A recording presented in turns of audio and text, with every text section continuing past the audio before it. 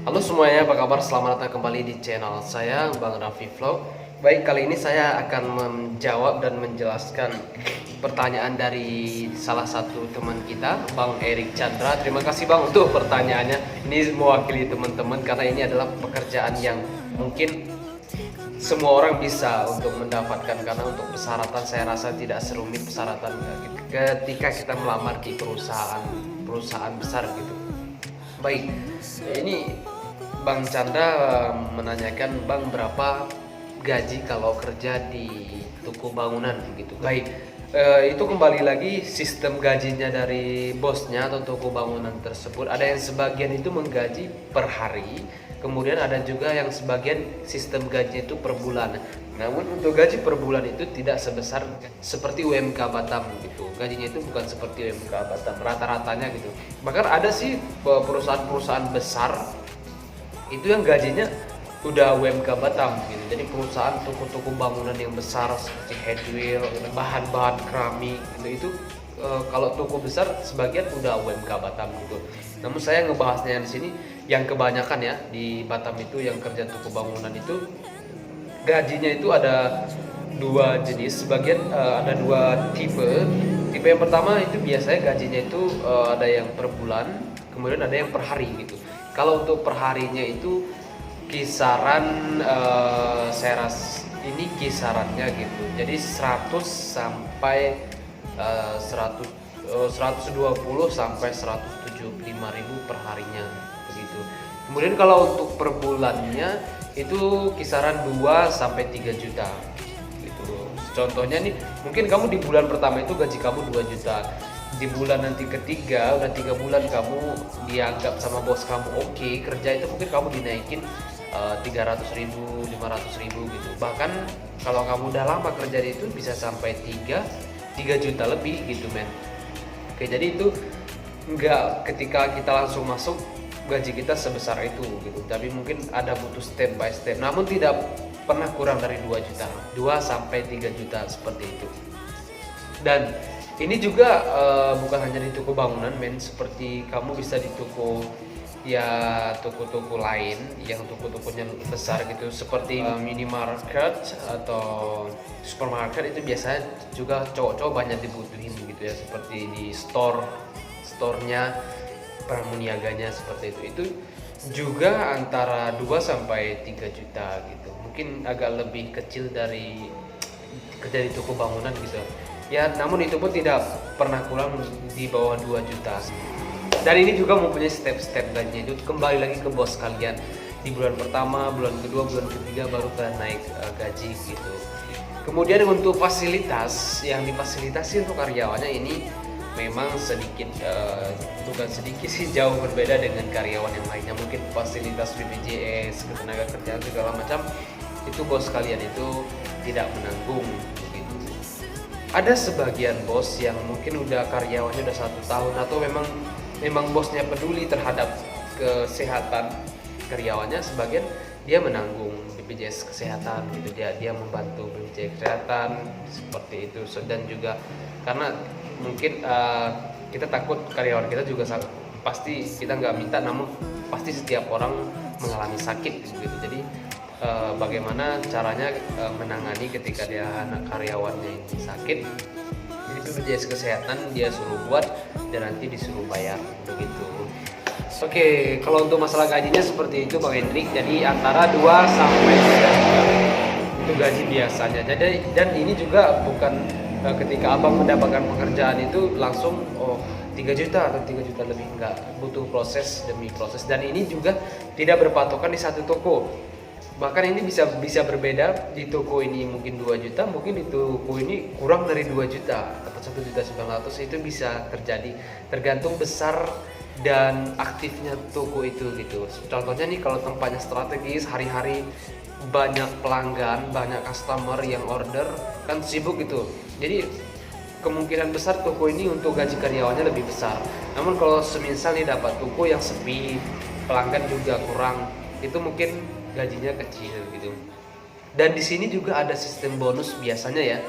Kalian bisa ngedapatin bonus itu tergantung bosnya lagi. Contohnya kalau omsetnya dalam sebulan ini banyak, sibuk, bahkan di luar jam kerja kalian kalian harus bekerja, saya rasa itu kan dapat uang tambahan lainnya, uang kerajinan atau uang lembur begitu. Itu kembali lagi ke bos kalian. Dan untuk jam kerjanya, ini kalau kita kerja di toko itu biasa jam kerjanya sedikit lebih panjang begitu, karena dia tidak mengikuti sistem kerja seperti anak-anak di perusahaan. Kalau misalnya nih di toko bangunan itu rata-rata toko bangunan di Batam itu antara jam 8 atau jam 9 baru buka. Dari jam 8 sampai jam 9 baru buka tokonya gitu. Jadi taruhlah kalian mulai jam 9 pagi, itu biasanya toko baru tutup jam 5 gitu. Jadi kalian kerja dari jam 9 pagi sampai jam 5 sore, bahkan saya pernah melihat toko sampai jam 6 sore masih buka karena mungkin banyak pelanggan gitu ya. Rata-ratanya itu antara jam 8 atau jam 9 sampai jam 5 sore. Itu jam kerja kalian begitu. Dan di sini untuk libur kalian dalam seminggu itu kalian dapat libur mungkin sehari ya. Karena biasa kalau kerja di toko-toko seperti ini biasanya liburnya dalam sebulan itu cuma dapat 2 sampai 3 kali gitu. Mungkin ada dapat 4 kali. Karena kebanyakan juga di Batam itu yang punya pemilik usaha seperti ini adalah dari seperti Chinese, mungkin di hari Minggu punya ibadah, punya jam untuk ibadah, jadi mereka meliburkan tokonya gitu. Seperti toko spare part, toko ban, toko oil, mesin segala macam, hardware, toko bangunan, supermarket itu biasanya untuk hari Minggu. Kalau untuk toko bangunan ada yang buka, ada yang enggak. Jadi pas ketika hari itu mereka ibadah, jam ibadah mereka, jadi kita karyawannya juga ikut libur di hari tersebut, contohnya hari Minggu. Namun kalau untuk minimart, supermarket itu biasanya nggak pernah tutup hari Minggu, karena hari Minggu itu adalah hari dimana banyaknya pelanggan datang begitu. Jadi kalian bisa ngambil hari libur kalian itu ya sebulan, mungkin kan bisa request atau udah ditentuin ya bisa 1 atau 2 kali kalian libur begitu. Namun untuk jam kerja di supermarket itu lebih panjang dari di toko-toko lainnya. Itu kalian masuk jam 9 atau jam 10 pagi, itu keluarnya jam 10 malam, jadi jam 12 jam kerja, bahkan bisa sampai jam 11 malam baru keluar atau baru pulang kerja begitu. Jadi kalau untuk toko bangunan tadi kalian masuk dari antara jam 8 sampai jam 9, keluar jam 5, paling lama kalian lembur itu sampai jam 6, karena rata-rata di sana jam 6 ke atas itu udah pada tutup, jam 6 sore ke atas itu udah pada tutup toko-toko bangunan begitu. Untuk cutinya, untuk liburnya itu kembali lagi ke bos kalian. Semisal bos kalian gimana ya, menghitung kalian gaji bulanan, mungkin bos kalian itu udah netapin 1 bulan ini kamu libur 3 kali atau 4 kali. Jadi dia udah netapin, mungkin kemungkinan besar bukan hanya di hari Minggu kalian dapat libur. Untuk toko yang buka di hari Minggu gitu, kan bisa libur di hari yang lain, karena di situ juga karyawannya bukan hanya 1 ya, mungkin ada 6, jadi kalian itu dibagi hari liburnya gitu. Kemudian yang tokonya tutup hari Minggu, saya rasa hari Minggu itu kalian pasti libur juga ya, mungkin dalam sebulan itu kalian bisa dapat 4 kali libur begitu. Untuk sistem penggajiannya sendiri, kebanyakan kalau untuk di pekerja seperti ini gajinya cash, tidak melalui rekening. Ada yang sebagian melalui rekening, itu tadi kembali lagi sebenarnya itu kembali kepada bosnya gitu. Kebanyakan sih gajinya cash begitu.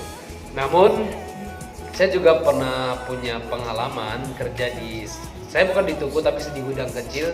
Itu setiap 2 minggu sekali kita bisa dapat pinjaman, contohnya 200 sampai 400 ribu. Jadilah untuk uang selama menunjang beberapa ke depan untuk beli bensin atau beli rokok gitu. Itu dapat boleh pinjem gitu. Dan saya juga pernah mendadak butuh uang 300 ribu, saya pinjam sama bos ngebolehin gitu. Jadi dicatat, nanti ketika gajian dipotong begitu. Jadi semoga info ini bermanfaat Bang Erik. Sebenarnya itu kembali lagi ke bos kita, gaji kita itu berapa, dan saya juga nggak bisa nargetin ya, makanya saya bilang tadi antara 2 sampai 3 juta. Jadi ya hitung-hitung aja gitu. Ya pastinya ya mungkin serendah-rendahnya kamu dapat gaji segitu, setinggi-tingginya kamu dapat gaji situ, bahkan bisa lebih gitu. Di sini saya tegaskan kalau kerja di bagian seperti ini kalian itu harus benar-benar menerapkan kedisiplinan, jujur gitu. Kalian harus benar-benar disiplin, kalian harus benar-benar jujur. Karena di Batam itu sebenarnya kalau kita kerja seperti ini kan kita nggak butuh kontrak berapa lama gitu. Nggak seperti di perusahaan kan kontrak 1 sampai 2 tahun.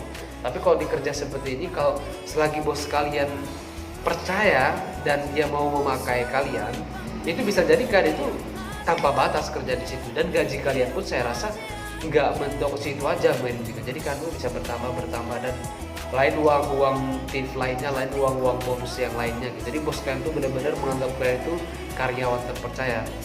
Dan bahkan saya punya teman dia kerja di minimart, itu saya lupa nama minimartnya, saya juga nggak boleh nyebutin. Itu dia mulai dari kerja pramuniaga di bagian store dulu, kemudian di pramuniaga, kemudian di kasir, sekarang dia jadi supervisor. Jadi dia menghandle ada sekitar, otomatis gajinya juga bertambah dong, dan ini tanpa batas kontrak. Selagi kalian mau kerja ya silahkan gitu. Dan gajinya juga sudah di atas UMK gitu, karena dia udah menjabatnya sebagai supervisor. Maka saya tekankan di sini ya, dimanapun Anda bekerja, terapkanlah kedisiplinan kita dan kejujuran kita, ditambah kalau kita rajin itu sangat baik di lingkup kerja kita. Karena di tempat kerja kita harus menunjukkan, kita harus menampilkan karakter, cara kerja kita, kejujuran kita, kerajaan kita itu sama bos kita, sama orang lain gak usah open gitu. Saya punya prinsip, saya patuh dan saya taat, saya rajin, saya menunjukkan apa yang saya mampu, dan saya menunjukkan saya benar-benar membutuhkan pekerjaan ini, dan saya benar-benar kerjaan ini menjadi tanggung jawab saya gitu. Tunjukkan sama bos kalian, itu nggak masalah, itu menunjang kalian punya karir men gitu. Siapa tahu kan bisa jadi kepala store, siapa kan bisa jadi kepala staff di situ gitu. Kita nggak tahu rezeki kita sejauh mana gitu. Jadi terima kasih Bang Erik untuk pertanyaannya, dan juga semoga pertanyaan ini dapat mewakilkan teman-teman yang lain. Sorry saya agak sedikit buru-buru ya ngomongnya. Jadi hari ini saya kurang enak badan, agak sedikit flu karena cuacanya kurang baik dan tadi hujan. Sebenarnya saya udah ngebaca komentar ini 4 hari yang lalu ya. 4 hari yang lalu saya udah mulai ngebaca, tapi saya juga tidak punya waktu untuk menjelasinya. Tadi saya mau ngebalas di komentar, tapi saya takut nanti teman-teman salah paham dan kurang jelas, jadi saya buat aja videonya.